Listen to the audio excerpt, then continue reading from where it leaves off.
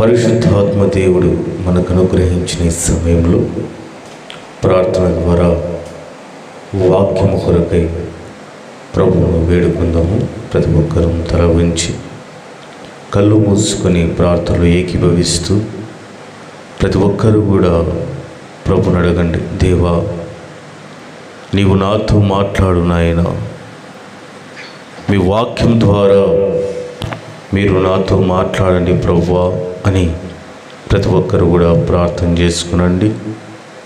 దేవుడు తన మాటల చేత మాట్లాడుతూ ఆత్మీయ క్షేమాభివృద్ధిని ప్రభు కలిగించేవాడుగా ఉన్నాడు కనుక ప్రతి ఒక్కరము ప్రార్థించుకుందాం. పరిశుద్ధుడైన మా తండ్రి, మీకు స్తోత్రములు వందనములు నాయన. మీ లేఖన భాగంలో ధ్యానించుకొనుచుండగా సహాయము దయచేయండి, కృప చూపించండి ప్రభువా. నీ దాసుడనైన నేను, నీ పనివాడనైనా నన్ను జ్ఞాపకం చేసుకొని మీ ఆత్మచేత నింపిన ఆయన మీరే నీ నోటి పూరగా నన్ను వాడుకుంటూ పరసంబంధమైన వర్తమానం నా హృదయమందు నింపబడి నేను ప్రకటించుటకు సహాయం దయచేయండి. మీ మాటలు వింటున్న ప్రతి ఒక్క బిడ్డ కూడా మీ చిత్తానికి లోబడి సత్యాన్ని గ్రహించి వారి జీవితాలను ప్రభువా నీలోనైనా స్థిరపరుచుకుంటూ మీ నామమును స్తుతించే కృపను ప్రతి ఒక్కరికి అనుగ్రహింపరమ్మని యేసు పరిశుద్ధ నామం బట్టి అడిగి వేడుకొనుచున్నాను మా తండ్రి, ఆమేన్. మంచిది ప్రేమైనటువంటి జనాంగమా,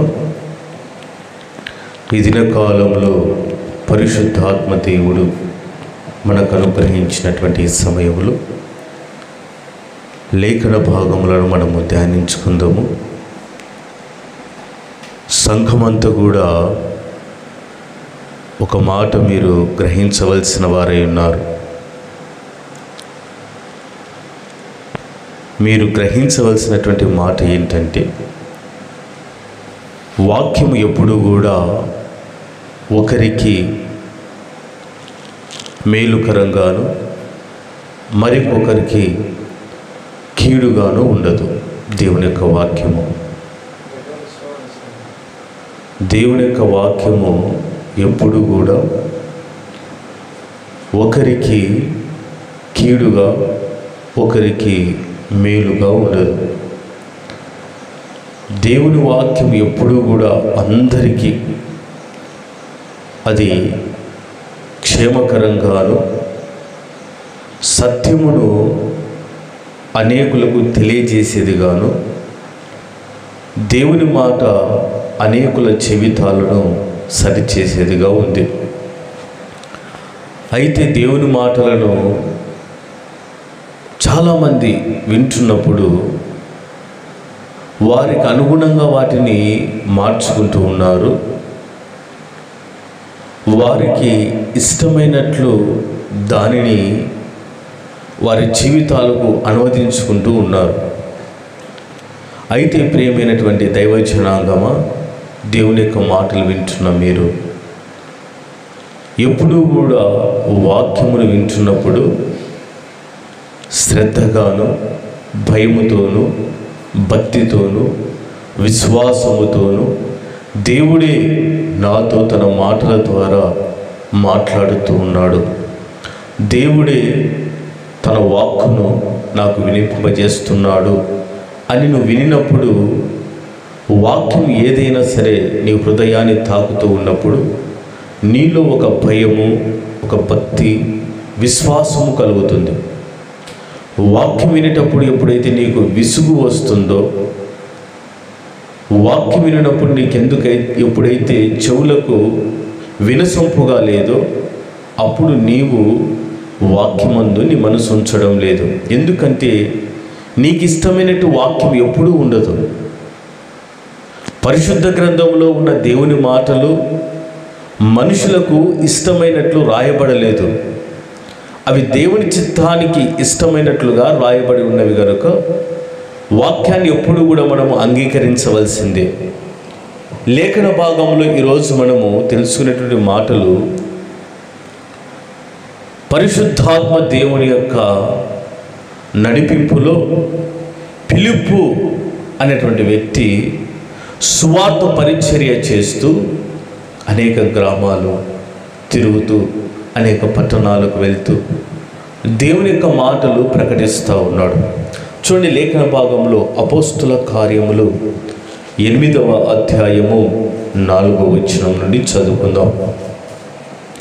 కాబట్టి చెదరిపోయిన వారు సువార్త వాక్యమును ప్రకటించుచు సంచారము చేసిరి. అప్పుడు ఫిలిప్పు సమరయ పట్టణం వరకును వెళ్ళి క్రీస్తును వారికి ప్రకటించుచుండెను. జన సమూహములు విని ఫిలిప్పు చేసిన సూచక క్రియలను చూచినందున అతడు చెప్పిన మాటల యందు ఏక మనసుతో లక్ష్యముంచగా అనేకులను పట్టిన పవిత్ర ఆత్మలు పెద్ద కేకలు వేయించు వారిని వదిలిపోయాను. పక్షవాయువు గల వారును కృంటివారును అనేకులు స్వస్థత పొందిరి. అందుకు ఆ పట్టణంలో మిగుల సంతోషము కలిగెను. ఫిలిప్పు సమరయ పట్టణమునకు వెళ్ళి అక్కడ క్రీస్తుని గురించి వారికి ప్రకటిస్తూ ఉన్నాడు. ఆయన దేవుని యొక్క మాటలను ప్రకటిస్తూ ఉన్నాడు. క్రీస్తు గురించి వారికి తెలియజేస్తూ ఉన్నాడు. నేటి కాలంలో ఏదైనా ఒక సంఘటన జరిగింది అంటే అది క్షణాలలోనే అందరికీ తెలిసిపోతూ ఉంది. ఒక మంచి కార్యం కానీ ఒక చెడ్డ కార్యం కానీ ఒకటి జరిగింది అని అంటే ప్రస్తుతం ఉన్నటువంటి టెక్నాలజీ పరంగా అది ఒక ప్రాంతానికే కాదు, ఒక పట్టణానికే కాదు, ఒక రాష్ట్రానికే కాదు, ఒక దేశానికే కాదు, వరల్డ్ వైడ్ మొత్తం ప్రపంచమంతా కూడా ఒక సంఘటన జరిగిందంటే అది క్షణాలలోనే అందరికీ తెలిసిపోతూ ఉంది. ఇప్పుడున్నటువంటి టెక్నాలజీ, మొబైల్స్, ఈ యొక్క టీవీలు, న్యూస్, వీటి ద్వారా ఏమైపోతుందంటే ఒక సంఘటన జరిగితే అది అనేకులకు తెలియబడడానికి చాలా వీలుగా ఉంది. కానీ ప్రభువైన యేసుక్రీస్తు వారి యొక్క భూమి మీద నివాసం చేస్తున్నటువంటి ఆ కాలంలో ఇంత టెక్నాలజీ లేదు. అదే రీతిగా యేసుక్రీస్తు వారి యొక్క శిష్యులు సువార్తను ప్రకటిస్తున్నప్పుడు కూడా నేటి కాలంలో ఉన్నటువంటి సౌకర్యము, సౌలభ్యము ఆ కాలములో లేదు. శిష్యులు ప్రకటించినటువంటి కాలములో ఈరోజు ఇక్కడ ఉంచి నేను మాట్లాడుతూ ఉన్నాను. యూట్యూబ్లో లైవ్ వెళ్తూ ఉంది. దానిలో ఉన్నటువంటి సబ్స్క్రైబర్స్ ఏ ఏ ప్రాంతం వారో నాకు తెలియదు. వారు ఎంత దూరం ఉన్నా కూడా ఈ మాటలు వినొచ్చు. కానీ యేసుక్రీస్తు శిష్యులైన వారు ఆ దినకాలంలో చేస్తున్న సువార్త పరిచర్యలో ఈ రీతిగా ఉండేది కాదు. వారు ఏ ప్రాంతానికి వెళ్తే అక్కడ మాత్రమే తెలియబడేది. లేదంటే ఆ చిన్న చిన్న ఆ దగ్గరగా ఉన్నటువంటి గ్రామాలలో ఆ యొక్క మాటలు, దేవుడు చేసిన అద్భుతాలు తెలిసేవి. ఇక్కడ ఫిలిప్పు కూడా సమరయ పట్టణమునకు వెళ్ళడంలో కారణము గమనించండి. యేసుక్రీస్తు శిష్యులు ఎప్పుడూ కూడా క్రీస్తు తెలియని ప్రాంతానికి వెళ్ళి ప్రకటించేవారు.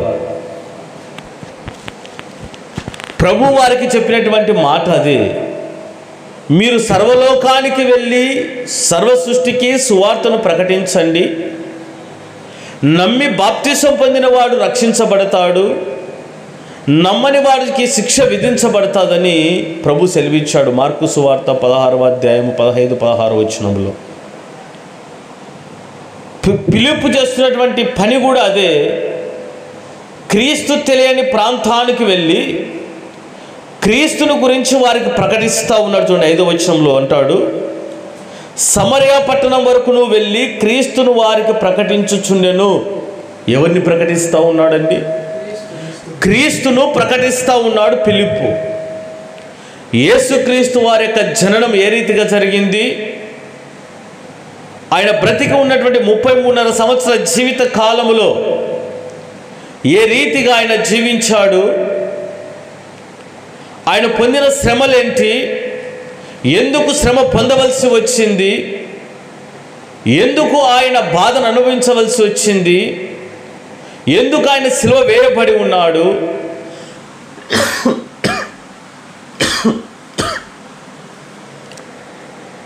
సిలువ వేయబడిన ఆయనను సమాధిలో ఉంచబడినప్పుడు ఏ రీతిగా ఆయన 3వ దినమున తిరిగి లేచాడు, తండ్రి యొద్దకు ఏ రీతిగా ఆరోహణమయ్యాడు, ఇవన్నీ కూడా క్రీస్తును గురించి ప్రకటిస్తూ ఉన్నాడు. పాపుల కొరకై యేసుక్రీస్తు ప్రాణము పెట్టాడు అని ధైర్యముగా ఆయన ప్రకటిస్తూ ఉన్నాడు. ఆ సమరయ పట్టణములలో క్రీస్తును గురించి ఎప్పుడైతే వారికి ప్రకటించాడో వారు ఆయన చెప్పిన మాటల యందు లక్ష్యం ఉంచుతూ వస్తున్నారు. అంతేకాదు ఫిలిప్పు కొన్ని సూచక క్రియలు కూడా చేశాడు. ఏం చేశాడండి? సూచక క్రియలు కూడా చేశాడు. అంతేకాదు అపవిత్రాత్మ పట్టిన వారిని ఆ అపవిత్రాత్మ నుంచి విడుదల కలిగించాడు. పచ్చవాయువు కలిగిన వారిని, కృంటి వారిని అనేకులు స్వస్థత పొందుతూ ఉన్నారు ఫిలిప్పు చేస్తున్నటువంటి ప్రార్థన బట్టి. అందుకే ఆ ప్రాంతంలో ఏం కలిగింది? మిగుల సంతోషము కలిగింది. Praise the Lord. Hallelujah, hallelujah. Philip గమనించండి, క్రీస్తును గురించి ప్రకటిస్తూ ఉన్నాడు. బాగా గుర్తుపెట్టుకోవాలి. సూచక క్రియలు చేస్తూ ఉన్నాడు, అపవిత్రాత్మలను వెళ్ళగొడుతూ ఉన్నాడు, పచ్చవాయువు కలిగిన వారిని, కుంటి వారిని స్వస్థపరుస్తూ ఉన్నాడు. ఆ ప్రాంతంలో ఏదైతే బలహీనముగా ఉన్నదో, ఆ ప్రాంతంలో అపవిత్రాత్మ ఎవరినైతే పట్టి పీడిస్తూ ఉన్నాడో, అపవిత్రాత్మ ఎంత బలముగా ఆ ప్రాంతంలో పని చేస్తూ ఉన్నదో, ఆ అపవిత్రాత్మ శక్తులన్నిటినీ, ఆ అపవిత్రాత్మ ప్రభావమును, ఆ అపవిత్రాత్మ బలమును ఫిలిప్పు క్రీస్తు సువార్త ద్వారా బలహీనపరుస్తూ దానిని వెళ్ళగొట్టుతూ ఉన్నాడు. ఇది ఫిలిప్పు యొక్క బలము కాదు, గుర్తుంచుకోవాలి. ఇది ఫిలిప్పు యొక్క శక్తి కాదు, ఇది ఫిలిప్పు యొక్క గొప్పతనము కాదు. ఫిలిప్పు చేస్తున్నది క్రీస్తు సువార్త. అక్కడ సూచక క్రియలు, స్వస్థత కార్యములు, అపవిత్రాత్మను గద్దించేది, అన్నీ కూడా చేసేది సర్వోన్నతమైన దేవుడే. హల్లెలూయా, హల్లెలూయా. దేవుడు మాత్రమే కార్యములు చేయగలిగిన వాడు. దేవుడు మాత్రమే స్వస్థత చేయగలిగిన వాడు. దేవుడు మాత్రమే అపవిత్రాత్మలను గద్దించగలిగిన వాడు. దేవుడు మాత్రమే సమస్త కార్యములను సాధ్యపరచగలిగిన వాడు. ఫిలిప్పు కేవలము క్రీస్తును మోయడానికి, క్రీస్తు సువార్తను ప్రకటించడానికి ఆ ప్రాంతానికి వెళ్ళాడు. అయితే ఫిలిప్పు చేస్తున్న సువార్త పరిచర్య, క్రీస్తును ప్రకటిస్తున్న విధానమును బట్టి దేవుడు అక్కడ గొప్ప కార్యాలు చేస్తూ ఉన్నాడు. అయితే ఫిలిప్పు వెళ్ళక ముందే అక్కడ ఒక వ్యక్తి ఉన్నాడు. అతను గారడి చేస్తూ బ్రతికేస్తూ ఉన్నాడు. బాగా వినండి, ఫిలిప్పుకు గారడి చేస్తూ బ్రతుకుతున్నటువంటి వ్యక్తికి ఉన్నటువంటి జీవితాన్ని నేను మీకు తెలియజేస్తూ మన జీవితమును పోల్చుకోవడానికే ఈ వాక్యాన్ని మీకు ప్రకటిస్తూ ఉన్నాను. ఫిలిప్పు వెళ్ళక ముందే ఆ ప్రాంతములలో గారడి చేస్తున్నటువంటి సీమోను అన్నటువంటి ఒక వ్యక్తి ఉన్నాడు. చూడండి లేఖన భాగంలో 9వ వచనములో, సీమోను అనే ఒక మనుషుడు లోగడ ఆ పట్టణములో గారడి చేయుచు తానెవడో ఒక గొప్పవాడని చెప్పుకొనుచు సమరయ జనులను విభ్రాంతి పరచుచుండెను. కొద్దివాడు మొదలుకొని గొప్పవాని మట్టుకు అందరూ దేవుని మహాశక్తి అనబడిన వాడు ఇతడే అని చెప్పుకొనుచు అతనిని లక్ష్యపెట్టిరి. అతడు బహుకాలము గారడి చేయుచు వారిని విభ్రాంతి పరిచినందున వారే అతని యందు లక్ష్యపెట్టిరి. బాగా వినండి ప్రియమైన జనులారా, దైవ జనాంగమా, సంఘమా, ఒక్కసారి మీ మనస్సును వాక్యమందు ఉంచండి. మోసపోకుడి. ఈ లోక సంబంధమైనటువంటి మాటలు విని మీ ఆత్మీయ జీవితాన్ని పాడు చేసుకోవాకండి. వాక్యాన్ని నమ్మండి. వాక్యమును ప్రకటిస్తున్న నన్ను కాదు, నేను నా నోటి నుంచి ఏదైతే మాట వెలువడుతూ ఉన్నదో దైవ వర్తమానము, దాన్ని మాత్రమే మీరు నమ్మండి. నేనే కాదు, ఎవరు చెప్పినా, ఏ సేవకుడు వచ్చి చెప్పినా, మీకు దేవుని యొక్క వర్తమానాన్ని ఎవరు ప్రకటించినా సరే ఆ వాక్యము సత్యముగా ఉన్నదా అన్నది మీరు తెలుసుకొని దాని యందు లక్ష్యం ఉంచాలి. ఇక్కడ గారడి చేస్తున్నటువంటి సీమోను అనబడినటువంటి ఒక వ్యక్తి తాను గొప్పవాడని చెప్పుకుంటూ సమరయ జనులను విభ్రాంతి పరుస్తూ ఉన్నాడు. గారడి అంటే మనకందరికీ తెలుసు, గారడి విద్య కంటికి కనిపిస్తూ ఉంటుంది కానీ అది కనికట్టుగా ఉంటుంది.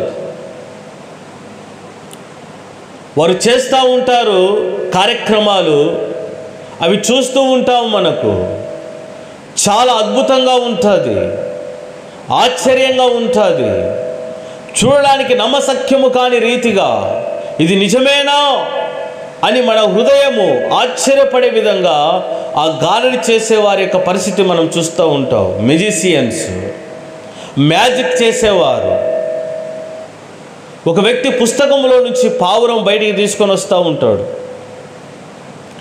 నోట్లో నుంచి వివిధమైనటువంటి వాటిని నోట్లో నుంచి బయటికి తీస్తూ ఉంటారు. ఆ యొక్క పొడువాటి కత్తులు తీసుకొని వారు పొడుచుకుంటూ ఉంటారు. ఒక వ్యక్తిని పడుకోబెట్టి నడుముకు బ్రద్దలు చేసి నడుమును కట్ చేసి కాళ్ళు ఒకవైపు, నడుము నుంచి తలభాగం ఒకవైపునకు చేస్తూ ఉంటారు. మనం ఎన్నోసార్లు చూస్తూ ఉంటాం అలాంటి వాటిని గారడి అని అంటారు.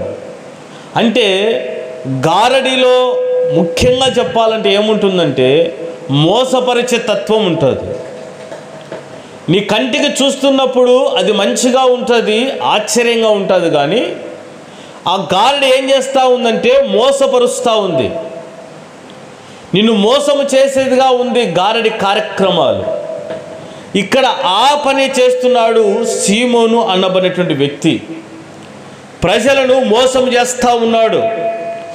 తనలో ఉన్నటువంటి ఆ యొక్క ప్రత్యేకమైనటువంటి విద్యను కలిగి అనేకులను మోసము చేస్తూ ఆ ప్రాంతం అంతటా చెప్పుకుంటూ ఉన్నాడు, నేను గొప్పవాడను, నేను చేయలేని కార్యం లేదు, నేను చేసే ఈ పని మీలో ఎవరైనా చేస్తారా అన్న రీతిగా ప్రజలకు ఒక ఛాలెంజ్ విసురుతూ అనేకులను విభ్రాంతిపరుస్తూ తనేదో గొప్పవాడని అందరికీ కనుపరుచుకుంటూ ఉన్నాడు ఈ సీమోను.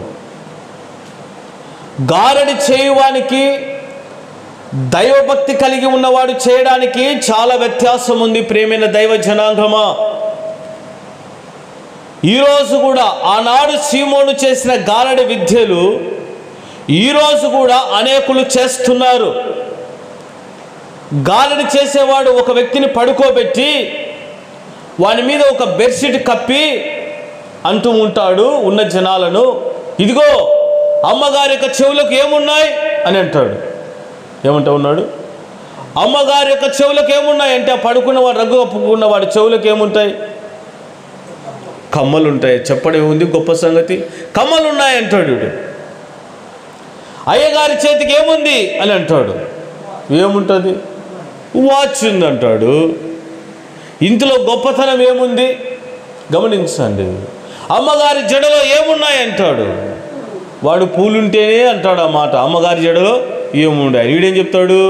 పూలు ఉన్నాయి అంటాడు. ఏమంటాడు అంటే గారడి చేయువాడు ఒకరిని పండబెట్టి వాని మీద బెడ్షీట్ కప్పి వానికి తెలియజేస్తూ మర్మంగా మాట్లాడుతూ ఉంటాడు. ఈ వినేవాళ్ళు అనుకుంటారు, అబ్బా వానికైతే తెలిసింది, వాడు బెడ్షీట్ కప్పుకొని ఉన్నాడు కదా, వానికి ఎలా తెలిసింది అంటూ అనుకుంటూ ఉంటారు. గారడి అంటేనే మోసము.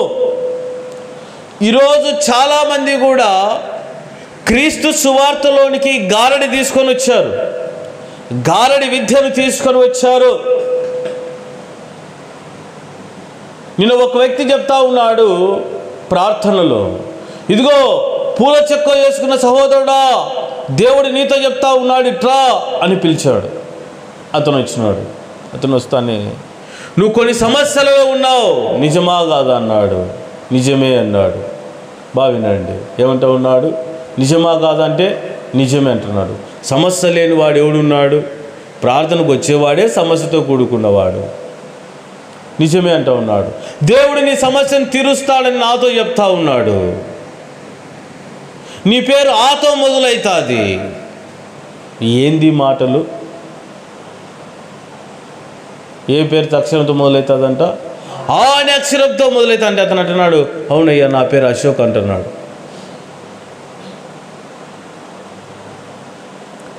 నాకు తెలియదు, చాలామంది ఈ రీతిగా చేస్తుంటే నేను అనుకుంటూ ఉంటా, దేవుడు అతనిని పిలవమని చెప్పినప్పుడు కేవలము అతని సమస్యల గురించే మాట్లాడతాడా? అతడు చేసిన నీచమైన కార్యాలు చెప్పడా దేవుడు? అతడు చేసిన పాపాన్ని చెప్పడా? అతడు చేసిన దుర్మార్గములు చెప్పడా? అతడు చేసిన వ్యభిచారం గురించి చెప్పడా? అతడు చేసిన దొంగతనం గురించి చెప్పడా?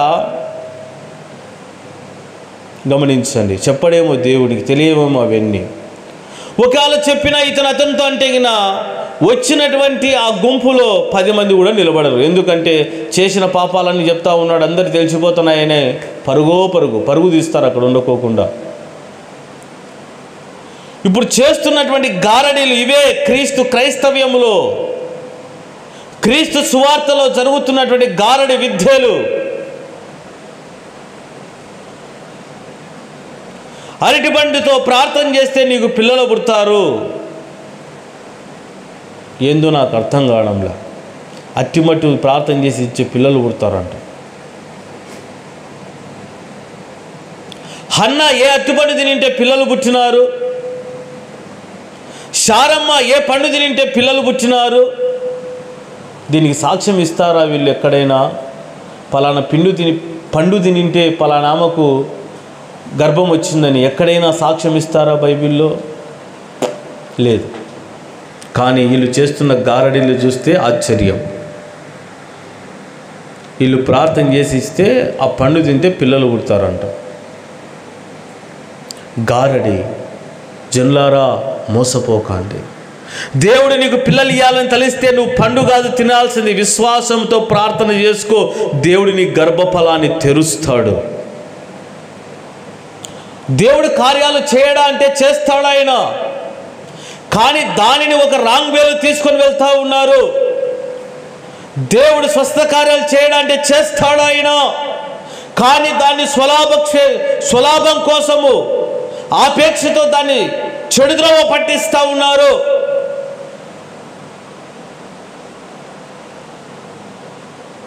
గారడీలు చేస్తూ ఉన్నారు. ఈ గారడి చేసే సీమోను కూడా అదే చేస్తున్నాడు.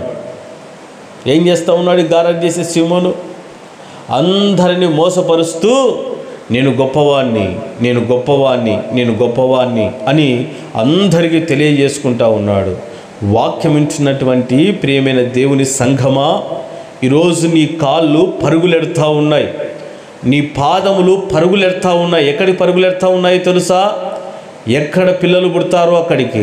ఏ పాస్టరు ప్రార్థన చేస్తే పిల్లలు పుడతారో అక్కడికి పరిగెడతా ఉన్నావు. ఏ పాస్టరు ప్రార్థన చేస్తే రోగాలు బాగవుతాయో అక్కడికి పరిగెడతా ఉన్నావు. ఏ పాస్టరు ప్రార్థన చేస్తే నీ వ్యాపారాలు వృద్ధి అవుతాయో అక్కడికి పరిగెడతా ఉన్నావు. లోక సంబంధమైన వాటి మీద ఆశ పెట్టుకొని పరిగెడుతున్నావే. కానీ ఏ సేవకుడు వాక్యం చేస్తే నా హృదయము కదిలించబడతాది, ఏ దైవజనుడు వాక్యము చేస్తే నేను మారతాను ఆ మాటలు వింటే, ఏ దైవజనుడి యొక్క సంఘానికి వెళ్తే నేను పాపపు బ్రతుకును మార్చుకుంటాను అని ఈరోజు నీవు ఆలోచన చేయడం లేదు. లోక సంబంధమైన ఆశీర్వాదాలు, లోక సంబంధమైన స్వస్థతలు, లోక సంబంధంగా ఉన్నటువంటి కార్యాలన్నీ కూడా నీతోనే అవి నశించిపోతాయి, ఇక్కడే ఉండిపోతాయి. కానీ నువ్వు పొందే మార్పు, మారు మనసు పరలోక రాజ్యానికి తీసుకొని వెళ్తుంది. గారడీలను నమ్మకండి, మీ హృదయాన్ని మార్చేటువంటి దేవుని యొక్క మాటలను మాత్రమే విశ్వసించండి. దేవుడు నీకు ఏది అవసరమో దాన్ని ప్రభువు తప్పకుండా నీకు అనుగ్రహిస్తాడు. పిల్లలు లేక నీవు ఉంటే దేవుని యందు నువ్వు లక్ష్యం ఉంచినట్లయితే ముందుగా నీ పాపపు బ్రతుకును మార్చుకొని ప్రభువునందు నీవు నిష్ఠ కలిగి, ప్రత్యేకత కలిగి, ఒక ఆత్మీయ జీవితాన్ని పరిశుద్ధంగా ఉంచుకున్నట్లయితే దేవుడు నీకు పిల్లలు అవసరము అని ఆయన గుర్తించితే తప్పకుండా నీకు ఏ వయసు ఉన్నా, ఒడిగిపోయిన వయసు, వృద్ధాపంలో నీవు ఉన్నా నా దేవుడు నీ గర్భఫలం ఇస్తాడు. నువ్వు అనారోగ్యము చేత ఉంటే నీ పాపము ఒప్పుకొని మారు మనసు పొంది పశ్చాత్తాపడి నీతియుక్తమైనటువంటి జీవితాన్ని నువ్వు జీవిస్తూ ఉంటే, ఇంకా కొద్ది కాలము నువ్వు భూమి మీద ఉండాలని నా తండ్రికి ఆశ కలిగితే సర్వోన్నతుడైన నా తండ్రి నీకు పరిపూర్ణమైన ఆరోగ్యాన్ని అనుగ్రహిస్తాడు. నీ హృదయం మారకుండా, నీ జీవితం మారకుండా, నీ ప్రవర్తన మారకుండా లోక సంబంధమైన వాటిని దేవుని నుంచి పొందుకోవాలని ఆశపడుతున్నావంటే నీవు గారడికి లోబడుతున్నావు, నీలో మార్పు కలగడం లేదు. వాక్య భాగాన్ని మీరు శ్రద్ధగా వినండి. ఈ గారడి చేస్తున్నటువంటి సీమోను అనేకులను ప్రభావితం చేస్తున్న రీతిగా నేటి కాలంలో అనేకులు గారడి చేస్తున్న వారు బయలుదేరారు. లోక సంబంధమైనటువంటి విధానాన్ని, లోక సంబంధమైన వాటిని నేర్చుకొని మోసము చేస్తూ ప్రజలను ఏమాత్రం కూడా వాక్యమందు ప్రతిష్ఠ చేయకుండా కేవలము లోక సంబంధమైన వాటిని పొందుకోవడానికే వారిని ప్రతిష్ఠ చేస్తున్నారే కానీ సత్యమందు అనేకులను ప్రతిష్ఠ చేయడం లేదు. ప్రియులారా గమనించండి, ఫిలిప్పు క్రీస్తు సువార్తను ప్రకటిస్తూ దేవుడే గొప్ప కార్యాలు జరిగించాడు.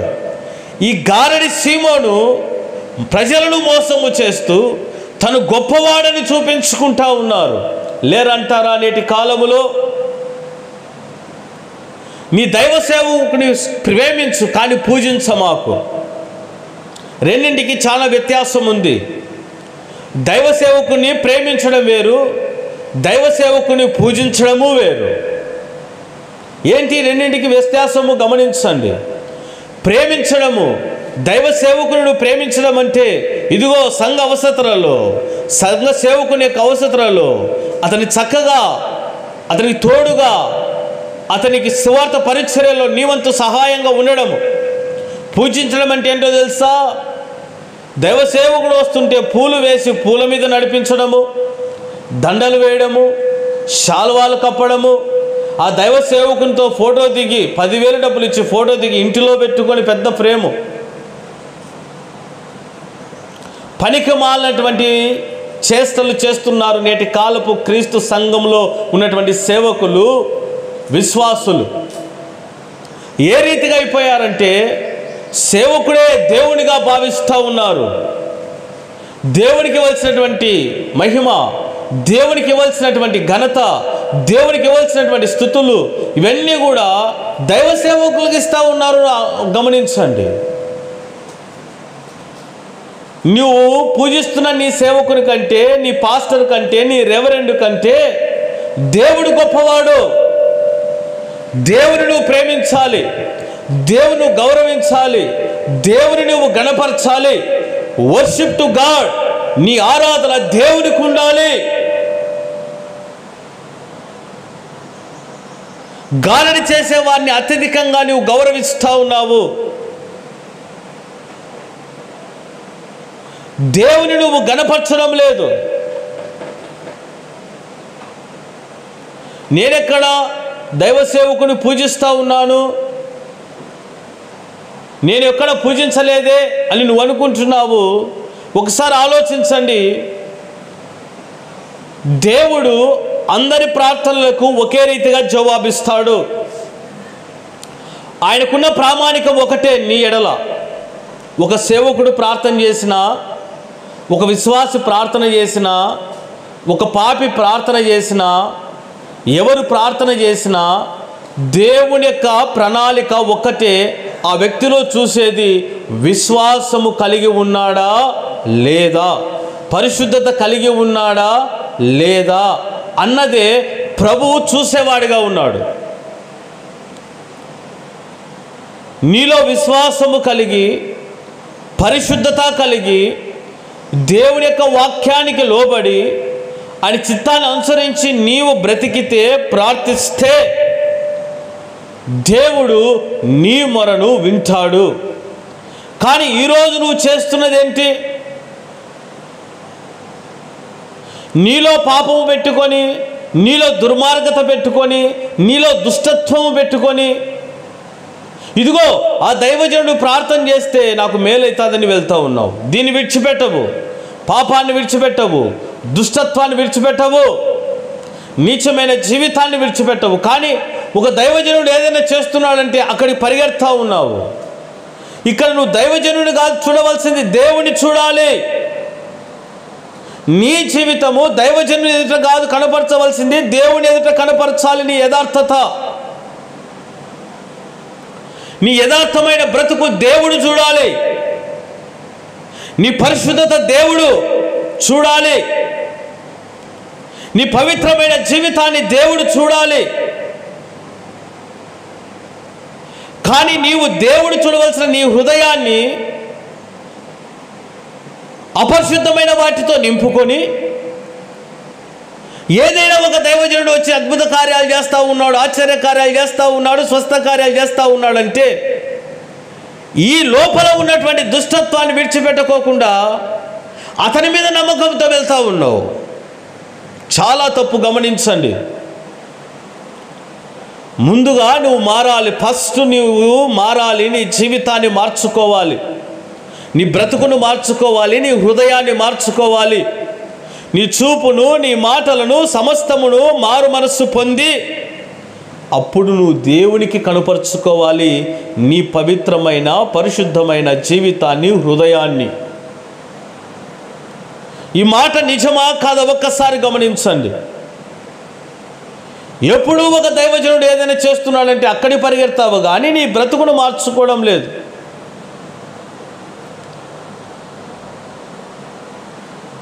ప్రియమైన దైవ జనాంగమా, ఈ మాటలు మీకు కఠినంగా ఉండొచ్చు, మీ హృదయాన్ని పొడొచ్చే విధంగా ఉండవచ్చు, మీ చెవులకు వినసొంపుగా ఉండకపోవచ్చు, మీ హృదయము ఈ మాటలు అంగీకరించకపోవచ్చు.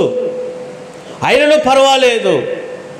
సత్యమును వివరించడంలో దేవుడు తన పనివానిగా నన్ను నియమించుకొని ఉండగా, తన పనివానిగా ఉన్న నేను యజమానుడు ఏమైతే వాక్యమందు వాటిని రావించి ఉంచాడో, వేటినైతే నా హృదయములో ఆయన ప్రేరేపిస్తూ ఉన్నాడో దాన్ని నేను ప్రకటించడమే తప్ప నాకు వేరే ఆప్షన్ లేదు. మీకు తగినట్టుగా, మీకు ఇష్టమైనట్టుగా, మీ హృదయాన్ని సంతోషపరిచేటట్టుగా నేను మాట్లాడకూడదు. నా యజమాను నేను సంతోషపరిచే విధంగా నేను మాట్లాడాలి.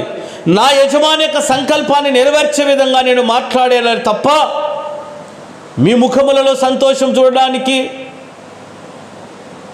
మీ పెదవుల మీద చిరునవ్వు చూడడానికి కల్లబొల్లు మాటలు, జబర్దస్త్ జోకులు నేను వేయకూడదు. దేవుని యొక్క మాటలు ఎంతో స్పష్టముగా తెలియజేస్తూ ఉన్నాయి. నేటి కాలంలో గారడి చేస్తున్నటువంటి వారి యొద్దకు మీరు పరిగెత్తకండి. ఈ సీమోను గారడి చేస్తూ ఆ ప్రాంతంలో గొప్పవాడని అనేకులతను చూసి లక్ష్యం ఉంచారంట. 10వ వచనం చూడండి. కొద్దివాడు మొదలుకొని గొప్పవాని మట్టుకు అందరూ, ఎవరంటండి? కొద్దివాడు మొదలుకొని గొప్పవారు వరకు అందరూ కూడా ఏమనుకుంటా ఉన్నారు? దేవుని మహాశక్తి అనబడిన వాడు ఇతడే అని చెప్పుకొనుచు అతని యందు లక్ష్య పెట్టిరు. ఎవడండి సీమోను? సీమోను ఎవరు? గారడి చేసేవాడు, మోసము చేసేవాడు, కనికట్టు చేసేవాడు. వాడిని చూసి ఏమనుకుంటా ఉన్నారంట? దేవుని మహాశక్తి అనబడిన వాడు ఇతడే.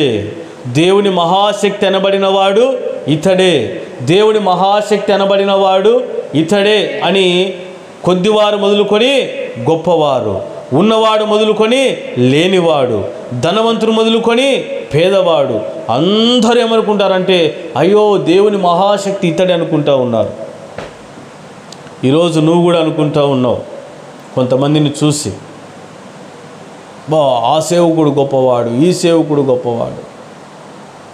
వాక్యం చెప్తే గొప్పవాడు కాదు మనుషులకు. బాగా వినండి ప్రియమైన దైవ జనాంగమా, సత్యవాక్యాన్ని ప్రకటించేవాడిని ఎవరూ గొప్ప దైవజనుడు అన్నారు. ఎవరిని అంటారు తెలుసా? అద్భుతాలు చేసేవారిని గొప్ప సేవకుడు. ఎవరు గొప్ప సేవకుడు? యేసు నామములో అరుచంటారు, అతను గొప్పవాడు. టాచ్ అని తగలగానే కింద పడిపోతారు, అతను గొప్పవాడు.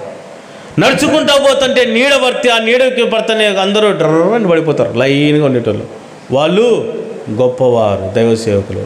తో అని ముఖాన్ని ఎంగిలి ముచ్చి అతను గొప్పవాడు. వీపున చల్లని కొడితే అతను గొప్పవాడు. ఎవరు గొప్పవాడు? ఈ నేటి కాలపు క్రైస్తవానికి, క్రైస్తవ సమాజానికి గొప్ప సేవకుడు అంటే ఎవరు తెలుసా? కారులో వచ్చేవాడు గొప్పవాడు, చుట్టూ సెక్యూరిటీ ఉన్నవాడు గొప్పవాడు, ఒక 20,000, 25,000, 50,000 సూటు బూటు వేసుకున్నవాడు గొప్ప సేవకుడు, ఒక పెద్ద స్టేజ్ కడితే అతను గొప్ప సేవకుడు. క్రైస్తవ సమాజం నేటి కాలం ఆలోచన చేస్తున్న విధానం ఇదే. గొప్ప సేవకుడు ఎవరంటే ఉన్నది ఉన్నట్లు వాక్యాన్ని ప్రకటించేవాడు కాదు గొప్ప సేవకుడు. లేని దాన్ని పుట్టించి ప్రజలను అయోమయ స్థితిలో ఉంచి గారడి చేస్తూ బ్రతుకుతున్నవాడే గొప్ప సేవకుడని ఈరోజు అనేకులు కూడా గుర్తిస్తూ ఉన్నారు. ఆ కాలంలో సమరయ ప్రాంతంలో ఉన్నవారు గారడి సీమోను ఏమనుకుంటా ఉన్నారు? దేవుని మహాశక్తి చేత నిన్నవాడు ఇతడే. ఎవరంట? గారడి సీమోనే అంట దేవుని మహాశక్తి చేత నిండి ఉన్నాడంట. తస్మాత్ జాగ్రత్త. మనుషులు ఎప్పుడూ కూడా దైవ సేవకుణ్ణి దేవుని పనివాడిగా చూడాల్సిందే తప్ప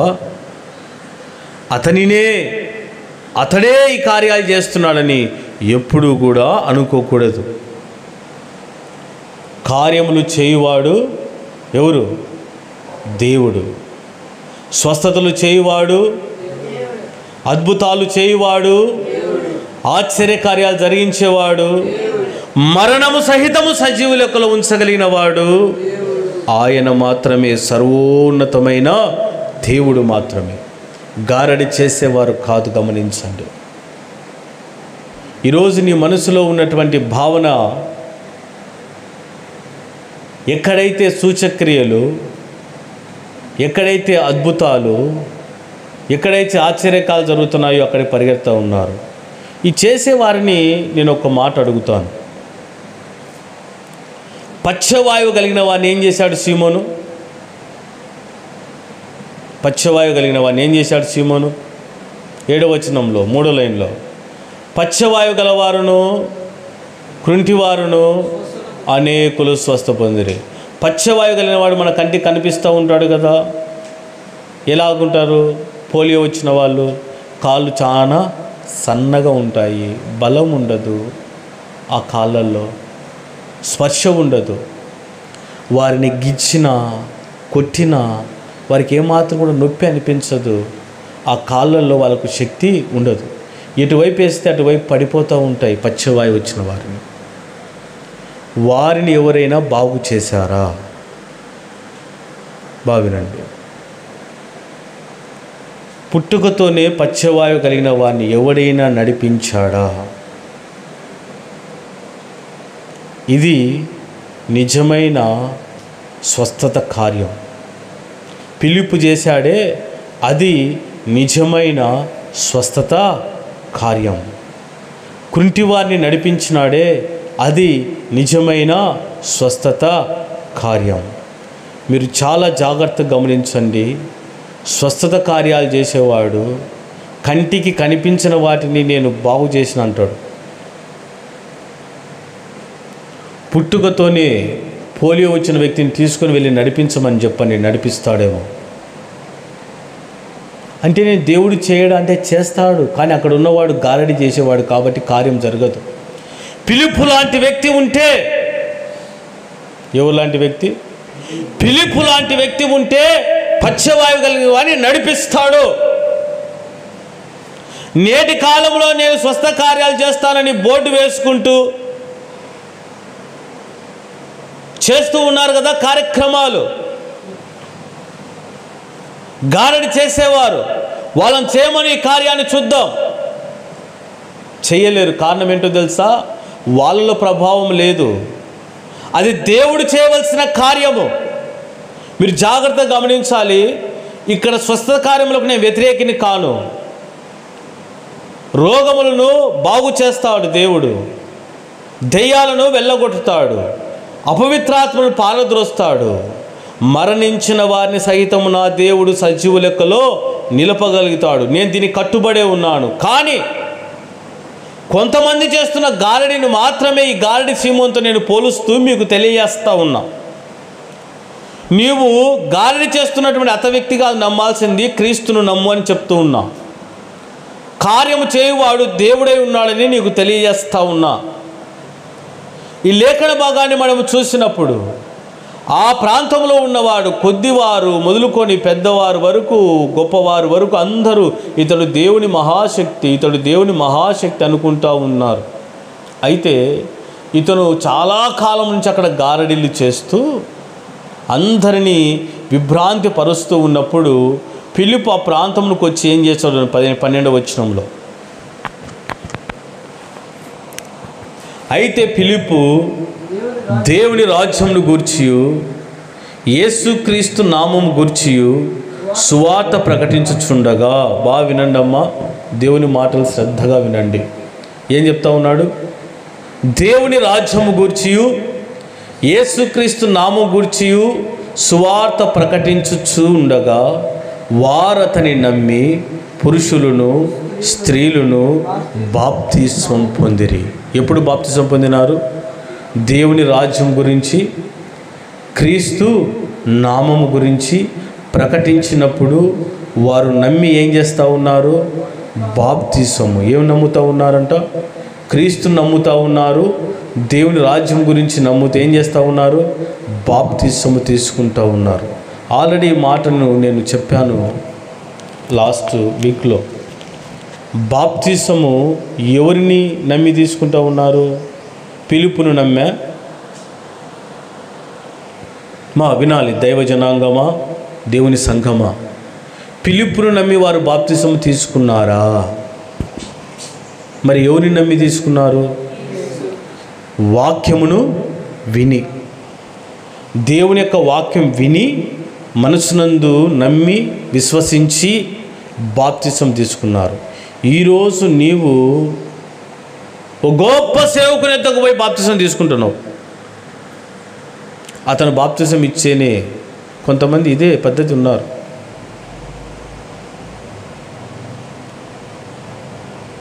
ఒక పెద్ద చర్చి బిల్డింగ్ కట్టిన వ్యక్తి ఎద్దకు పోయి బాప్తిస్మం తీసుకుంటూ ఉన్నావు. ఏమంటే అతను బాప్తిస్మం ఇస్తేనే. దైవ సేవకులుగా మా చేతిలో ఏం లేదు.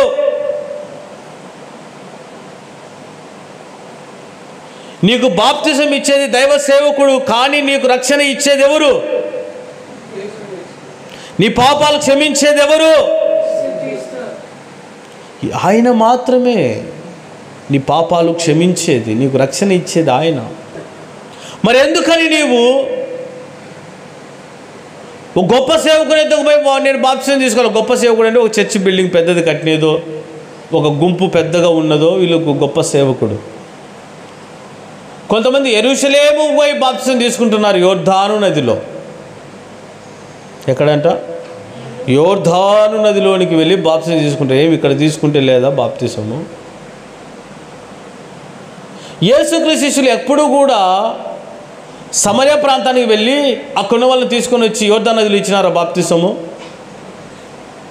ఇచ్చినారా?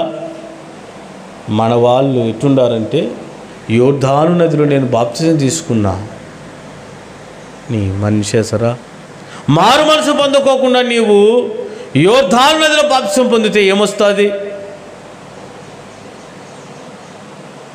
హృదయాన్ని నువ్వు పవిత్రపరచకుండా, పరిశుద్ధపరచుకొనుకోకుండా యోర్దాను నదిలోకి వెళ్ళి బాప్తిసం పొందితే నీకు ఎలాగో క్షమాపణ కలుగుతుంది? ఓ గొప్ప సేవకుడు నువ్వు భావిస్తున్నావు, అతని యొద్దకు వెళ్ళి బాప్తిసం తీసుకుంటే నీకు క్షమాపణ ఎట్లా వస్తుంది? ఇక్కడ ఉన్నవారు ఫిలిప్పు నమ్మలేదు. ఎవరిని నమ్ముతా ఉన్నారు? చూడండి, మళ్ళీ దేవుని రాజ్యమును గూర్చియు యేసుక్రీస్తు నామమును గూర్చియు సువార్త ప్రకటించుచుండగా వారతని నమ్మి పురుషులను స్త్రీలను బాప్తిసము పొందిరి. ఫిలిప్పు చెప్తున్న మాటలు ఎవరి గురించి? నన్ను నమ్మమని చెప్పాడా? లేదు. ఎవరి గురించి చెప్తున్నాడు? దేవుని రాజ్యం గురించి, క్రీస్తుని గురించి ప్రకటిస్తూ ఉన్నప్పుడు అప్పుడు వారు బాప్తిసం తీసుకుంటూ ఉన్నారు.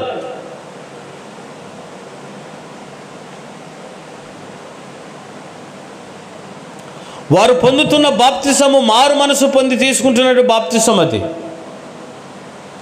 అది చూసినటువంటి గారడి చేసే సీమోను కూడా వచ్చినాడంట 13వ వచనంలో. అప్పుడు సీమోను కూడా నమ్మి బాప్తిసం పొంది ఫిలిప్పును ఎడబాయకుండి సూచక క్రియలను గొప్ప అద్భుతములను జరుగుట చూచి విభ్రాంతి నొందెను. ఇక్కడికి ఎవరు వచ్చినారు? మళ్ళా గారడి చేయు సీమోను వచ్చినాడు. గారడి చేయు సీమోను వచ్చి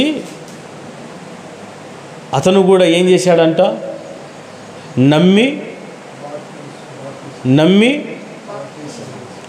బాగా గుర్తుపెట్టుకోండి ఈ మాట. నమ్మి ఏం చేసినాడు? బాప్తిసము తీసుకున్నాడు. చాలా మంచిది. అప్పుడు ఫిలిప్పుతోనే ఉన్నాడు. ఎందుకని ఇతనికి తెలుసు, నేను చేస్తున్నది మోసము, వీళ్ళు చేస్తున్నది యథార్థమైంది, వీళ్ళు చేస్తున్నది సత్యమైంది, నేను జరిగిస్తున్నది అసత్యమైంది. నేను చేస్తున్నాను, ప్రజలను మోసం చేస్తున్నాను, వారు చేస్తున్నది సత్యమైన కార్యాలు జరుగుతూ ఉన్నాయని నమ్మి వారి వెంబడి వారిని గమనిస్తూ ఉన్నాడంట. వాళ్ళని ఎడబాయకుండా వారి వెంబడి తిరుగుతూ ఉన్నాడు. ఎట్లా చేస్తున్నారు వీళ్ళు కార్యాలు, ఎట్లా జరుగుతూ ఉన్నాయి? పచ్చివాయగలిగిన వాడిని లేచి నడువు అంటే నడుస్తూ ఉన్నాడే, అపవిత్రాత్మ పట్టిన యేసునామములో పో అంటే పోతున్నాయే. వీటన్నిటిని కూడా గారడీ చేస్తున్న సీమోను వారి వెంబడి తిరుగుతూ చూస్తూ ఉన్నాడంట. అప్పుడు ఈ విషయము పేతురుకు యోహానుకు తెలిసినప్పుడు వాళ్ళు కూడా ఆ ప్రాంతానికి వచ్చారు. పేతురు యోహానులు కూడా ఆ ప్రాంతానికి వచ్చినప్పుడు వీళ్ళు ఏం చేశారంటే ఆ బాప్తిసం పొందిన వారి మీద చేతులుంచి ప్రార్థన చేస్తూ ఉన్నారు. అప్పుడు పరిశుద్ధ ఆత్మను వాళ్ళు పొందుకున్నారని చూడండి 17వ వచనంలో. అప్పుడు పేతురు యోహాను వారి మీద చేతులుంచగా వారు పరిశుద్ధాత్మను పొందుకుంది. అపోస్తులు చేతులుంచడం వల్ల పరిశుద్ధాత్మ అనుగ్రహింపని సీమోను చూచి వారి ఎదుట ద్రవ్యం పెట్టి, నేను ఎవరి మీద చేతులుంచుదునో వాడు పరిశుద్ధాత్మను పొందినట్లు ఈ అధికారము నా కీయుడని అడిగాను. ఈయన గారడి బ్రతుకు చూడండి మారలే. గారడి బ్రతుకు మారలేదు. ఏమంటా ఉన్నాడు పేతురు యోహానుతో? వీళ్ళు చేతులుంచి ప్రార్థన చేస్తే దేవుడు తన ఆత్మను వారి మీదకి పంపించినప్పుడు ఈ గారడి చేయు సీమోను అక్కడే ఉండి గమనిస్తూ అనుకున్నాడంట, నేను చేసే గారడి విద్యల కంటే వీరు చేస్తున్న కార్యాలే చాలా గొప్పగా ఉన్నవి, వీటిని కూడా నేను కూడా చేస్తే ఇంకా బాగా ధనం సంపాదించవచ్చు. ఏం సంపాదించవచ్చు? ఇంకా బాగా నేను కూడబెట్టుకోవచ్చు, మూటలు కట్టలు. ఇదేదో బాగుంది, దాన్ని కూడా నేను పొందుకోవాలా, ఎట్లా పొందుకోవాలా అని ఆలోచన చేసి వారి యొద్దకు వెండిని తీసుకొని పోయినాడంట. ఏం తీసుకుపోయినాడు? వెండిని తీసుకుపోయినాడు. ద్రవ్యము తీసుకొని పోయి వాళ్ళకి ఇస్తూ అంటున్నాడంట, ఇదిగో అయ్యా, మీరు ఏదో చేతులు పెట్టి ప్రార్థన చేస్తూ ఉంటే వాళ్ళు పరిశుద్ధాత్మను పొందుకుంటున్నారంట కదా, ఆ అధికారం నాకు కూడా ఇవ్వండి. నేను కూడా ఏం చేయాలా? వారి మీద చేతులు పెట్టి ప్రార్థన చేస్తే వాళ్ళకు కూడా పరిశుద్ధాత్మ, నేను చేయి పెట్టి ప్రార్థన చేస్తే వారు కూడా పరిశుద్ధాత్మ వచ్చేటట్టు నాకు అధికారం ఏంటి అని చెప్పేసి ఈ పేతురు యోహాను యొద్దకు వెళ్ళి ఈ గారడి చేయు సీమోను ద్రవ్యం ఇచ్చి అడుగుతూ ఉన్నాడు. డబ్బుతో పరిశుద్ధాత్మ శక్తిని పొందుకోవాలని ఆశపడుతూ ఉన్నాడు. ఎవరు? గారడి చేయు సీమోను. పరిశుద్ధాత్మను అపోస్తలులు వారి మీద చేతులుంచి ప్రార్థించినప్పుడు వారు పొందుకుంటూ ఉన్నారు. చాలా మంచిది. ఆ అధికారము కొరకు గాలి చేయు సీమోను వారికి ద్రవ్యం ఇచ్చి దాన్ని పొందుకోవాలనుకుంటూ ఉన్నారు. పరిశుద్ధాత్మను ఎవరు అనుగ్రహిస్తారు? చూడండి లేఖన భాగంలో అపోస్తల కార్యం 2వ అధ్యాయం 38వ వచనంలో.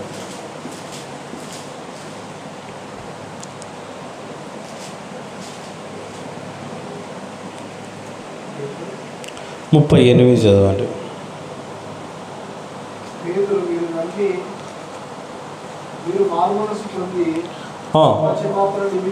పాప క్షమాపణ నిమిత్తము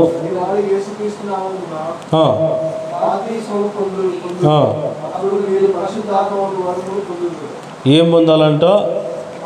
పరిశుద్ధాత్మను పొందుకోవాలంటే ఫస్ట్ ఏం చేయాలంట?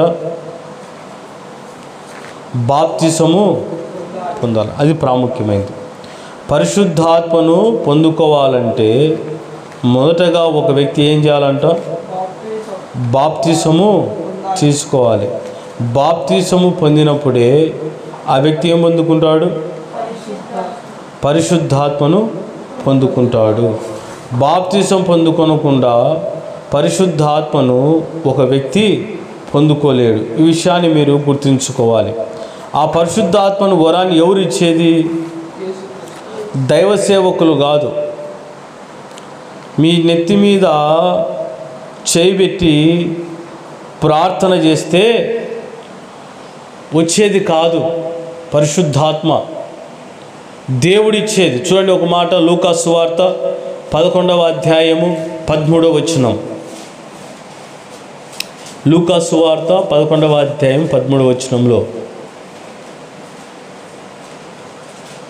పరలోకమందున్న మీ తండ్రి తన అడువారికి పరిశుద్ధాత్మను ఎంతో నిశ్చయముగా అనుగ్రహించినను. ఎవరండి ఇచ్చేది పరిశుద్ధాత్మను? పరలోకమందున్న మన తండ్రి. ఈ విషయాన్ని గుర్తుపెట్టుకోండి. ఇక్కడ అపోస్తులు వారి మీద చేతులుంచి ప్రార్థన చేసినప్పుడు అపోస్తులు కాదు పరిశుద్ధాత్మను వారి మీదకి ఇచ్చినది. ఎవరు? పరలోకమందున్న మన తండ్రి వారికి పరిశుద్ధాత్మను అనుగ్రహించాడు. ఈరోజు కొంతమంది గారడి చేయవారు చెప్పుకుంటున్నారు కదా, పరిశుద్ధాత్మను పొందుకో, పరిశుద్ధాత్మను పొందుకో. పరిశుద్ధాత్మను ఎవరు ఇచ్చేదని వాక్యం చెప్తుంది? పరలోకమందున్న మన తండ్రి పరిశుద్ధాత్మను అడుగు ప్రతి వానికి ఇస్తాడని లేఖన భాగంలో వ్రాయబడి ఉంది. చదివాము, చెవులారా విన్నాము. మరొకసారి చెప్తాను చూడండి. పరలోకమందున్న మీ తండ్రి తన అడుగు వారికి పరిశుద్ధాత్మను ఎంతో నిశ్చయముగా, ఏ రీతికంట? నిశ్చయముగా అనుగ్రహిస్తాడు అని ఉంది. మన వాళ్ళు ఏం చేస్తారు తెలుసా? వీళ్ళ డ్రామాలు, వీళ్ళ నాటకాలు. ఒక సేవకుడు వచ్చి తల మీద చేయబెట్టాలంటే గడ్డ గడ్డ గడ్డ గడ్డ గడ్డ వణికి కింద పడి దొల్లాడుతుంటారు.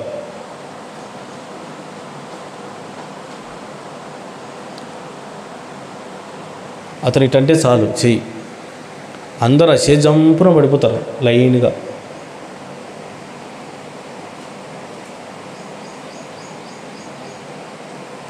అది పరిశుద్ధాత్మైంది తెలుదు, అపవిత్రాత్మైంది తెలుదు.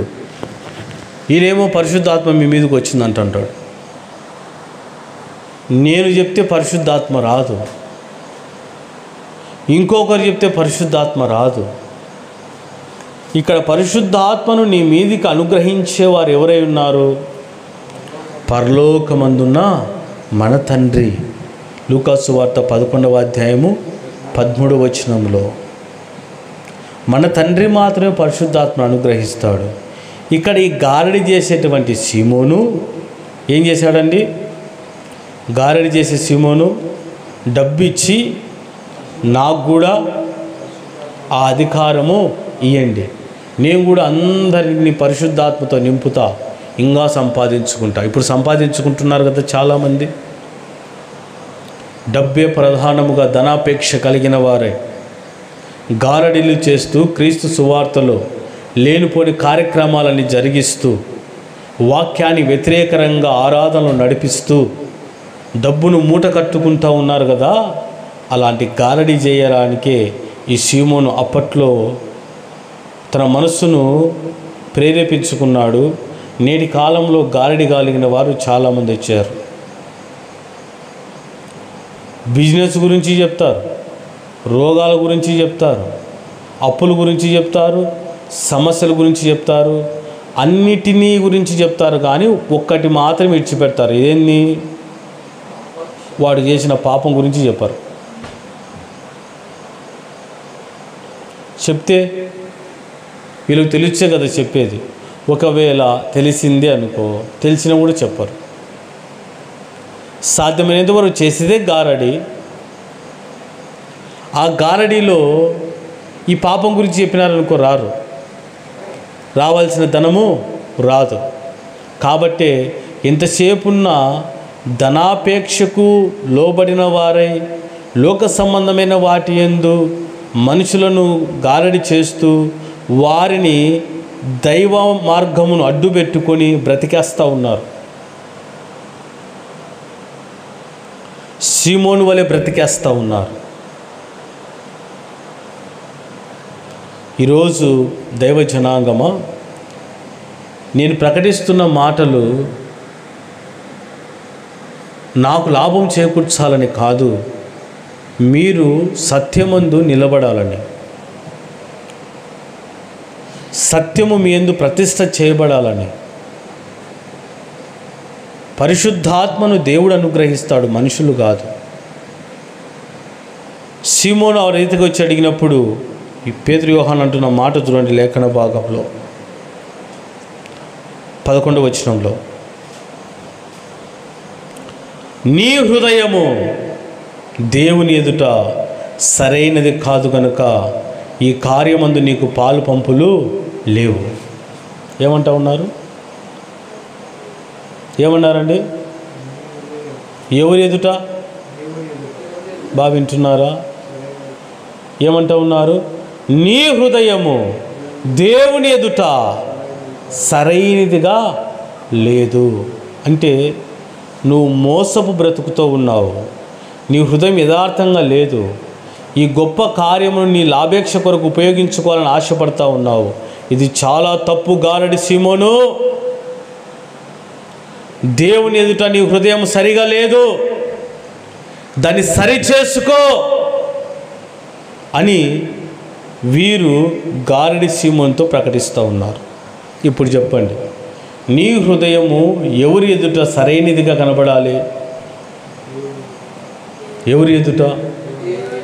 దేవుని ఎదుట సరైనదిగా కనబడాలి. చాలామంది వారి హృదయము వారికి ఎదుట వారికే బాగా సరైనదిగా కనిపిస్తూ ఉంటుంది.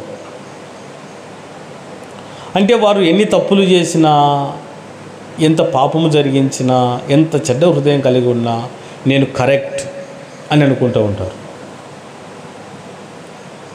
ఎదుటివాడిని చూసి వానికంటే నేను తక్కువే లేదు చేస్తున్నది.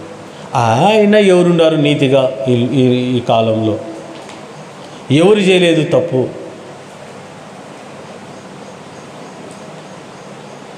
ఒక మనిషికి ఉండేటువంటి ఆలోచన స్వభావం ఏ రీతిగా ఉందంటే, చుట్టూన్న వారందరూ తప్పు చేస్తున్నారు, నేను చేస్తే తప్పేముంది? ఇదిగో ఆమె చేయలేదా, ఈమె చేయలేదా, ఆయన చేయలేదా, ఈయన చేయలేదా? అంటే మనిషి ఏమైపోతూ ఉన్నాడంటే తను చేసే పాపాన్ని కూడా ఎదుటిలతో సాటి చేసుకొని ఎవరు నీతిమంతంగా ఉన్నారు, ఎవరు సత్యంగా బ్రతుకుతూ ఉన్నారు, ఎవరు తప్పు చేయడం లేదు,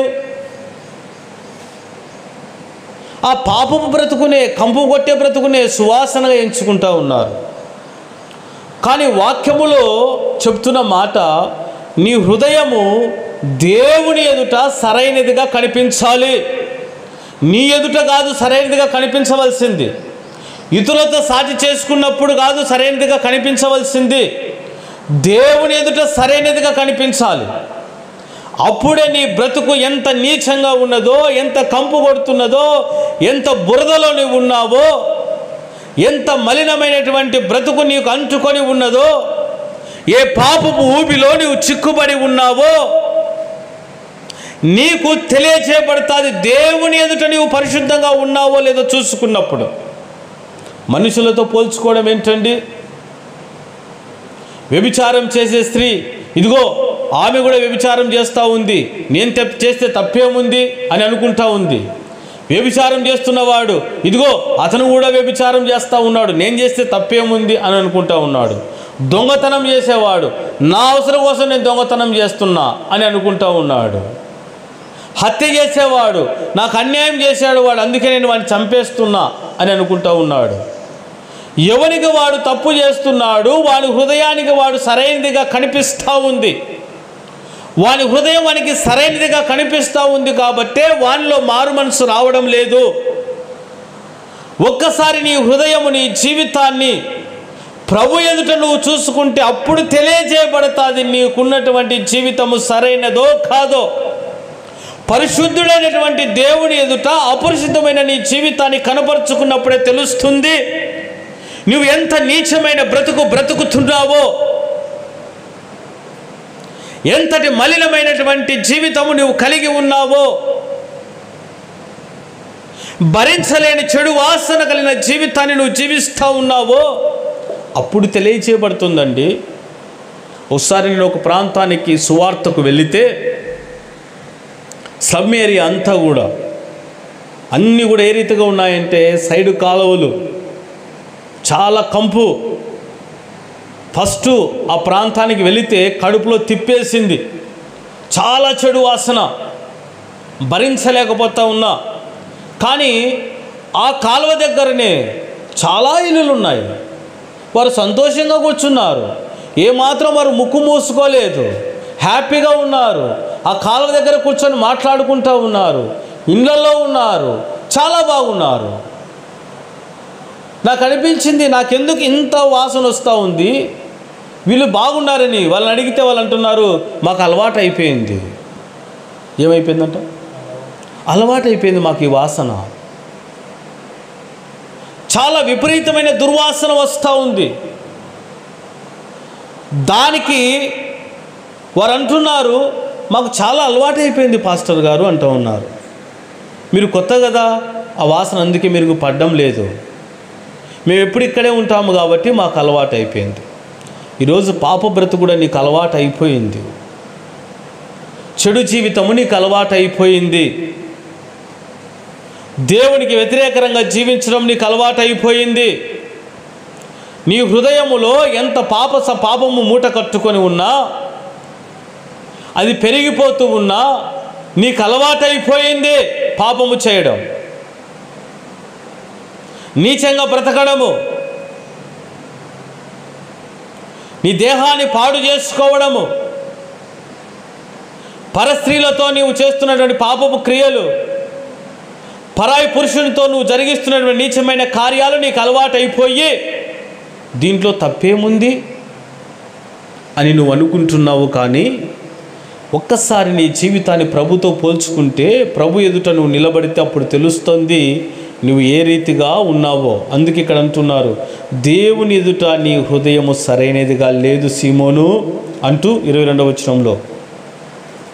కాబట్టి ఈ చెడుతనం మానుకొని మారు మనస్సు పొంది ప్రభువును వేడుకొనుము. అపోస్తుల కార్యం 8వ అధ్యాయం 22వ వచనంలో. కాబట్టి ఈ చెడుతనం మానుకొని మారు మనస్సు పొంది ప్రభువును వేడుకొనుము. ఏం పొందాలంటున్నాడు? మారు మనస్సు పొందమని. ఇదేంటండి? 13వ వచనం చూడండి ఏముందో. సీమోను కూడా నమ్మి, ఇక్కడ వీళ్ళు చెప్తున్న మాట ఏంటి? మారు మనసు పొందమంటున్నారు. అంటే సీమోను అప్పటికి బాప్తిసం ఏ రీతిగా పొందాడు? మారు మనసు లేకుండానే బాప్తిసం పొందినాడు. ఈరోజు నువ్వు కూడా అదే స్థితిలో ఉన్నావు. మారు మనసు పొందుకోకుండానే నువ్వు బాప్తిసం పొందినావు. నీ రోగం కోసము, నీ ఇబ్బందులు పోవాలని, వివాహము జరిగించుకోవాలని, లోక సంబంధమైన వాటి కొరకు నువ్వు బాప్తిసం పొందావు. చాలా తప్పది. ఒక వ్యక్తి బాప్తిసం పొందాలంటే మొదటగా అతడు కలిగి ఉండవలసినటువంటి పరిస్థితి ఏ రీతిగా ఉండాలంటే మారు మనస్సు పొందాలి, పశ్చాత్తాపడాలి, హృదయాన్ని పూర్తిగా మార్చుకోవాలి. తర్వాతనే నువ్వు బాప్తిసం తీసుకోవాలి. ఫస్ట్ 13వ వచనంలో ఏముంది? నమ్మి బాప్తిసం పొందినాడు. కానీ వీరంటున్న మాట ఏంటి? మారు మనసు పొందు నువ్వు మొదటగా. ప్రియమైన వారలారా, మీరు బాప్తిసం పొందేది మీ పిల్లలను మీరు బాప్తిసం పొందని అడుగుతూ ఉంటారు కదా. బాప్తిసం పొందితే నువ్వు మారిపోతావు, బాప్తిసం పొందితే నువ్వు మారిపోతావు, బాప్తిసం పొందితే నీ రోగం పోతుంది, బాప్తిసం పొందితే నీ అప్పులు పోతాయి, బాప్తిసం పొందితే నీకు ఉన్నటువంటి వ్యాధులు తొలగిపోతాయి, బాప్తిసం పొందితే నువ్వు బాగుపడతావు. అది కాదు ఇక్కడ. మారు మనసు లేని బాప్తిసము అది నీకు ప్రయోజనకరము కాదు.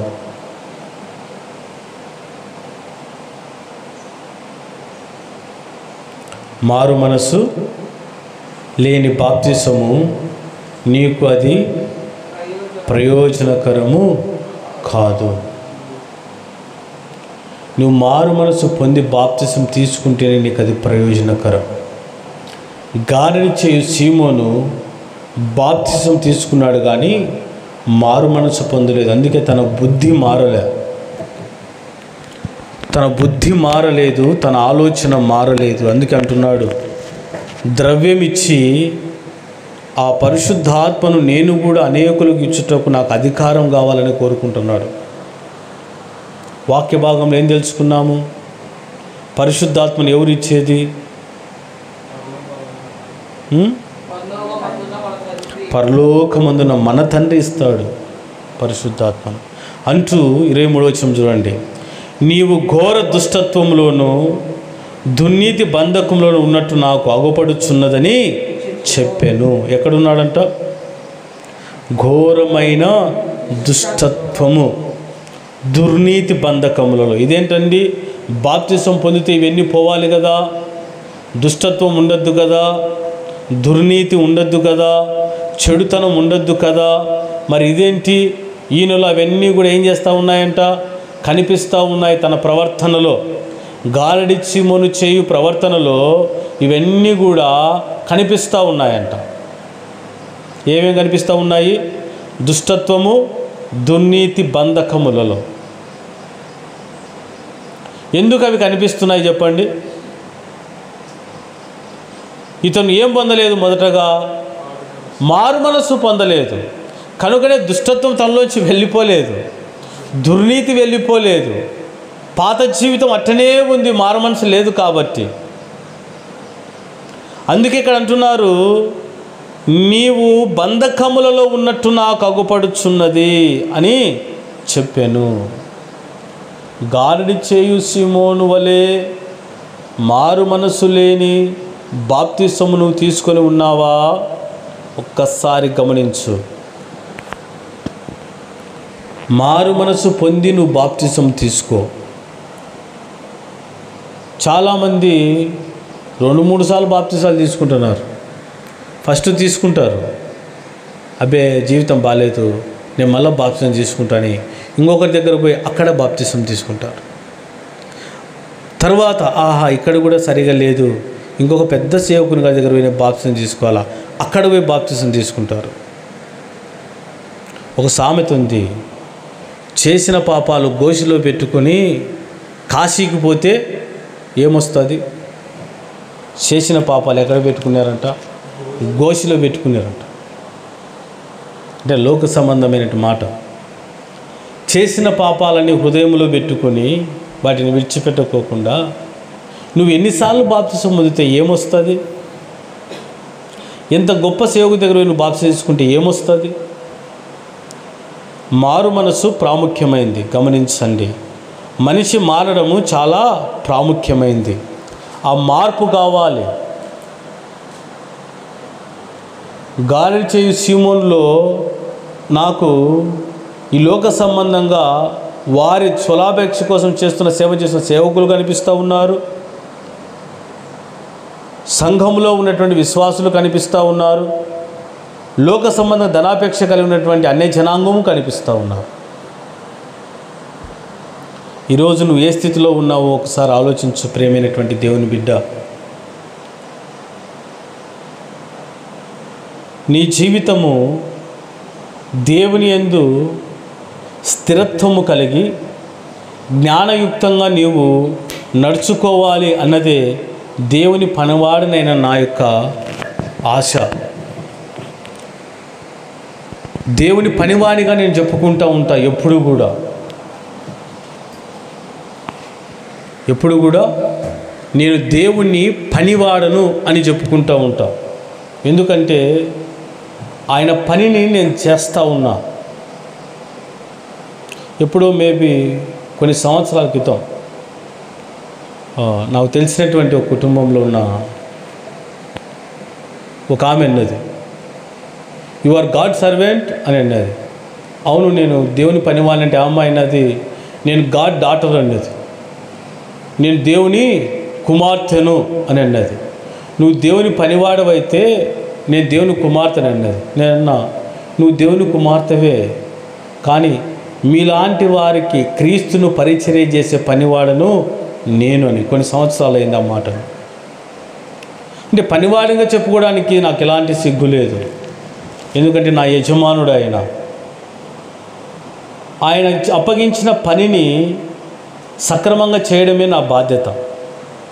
ఆయన ఏ పని అయితే నాకు అప్పగించినాడో, ఆ యజమానుడు ఏం చెప్పమన్నాడో, ఏమైతే పరిశుద్ధ గ్రంథములు ఇచ్చాడో దాన్ని చెప్పడమే పనివాడిగా నా బాధ్యత. అందుకే ఎప్పుడు కూడా నేను నా పేరు కింద సర్వెంట్ ఆఫ్ గాడ్ అని ఉంటుంది, దేవుని పనివాడను అని ఉంటుంది.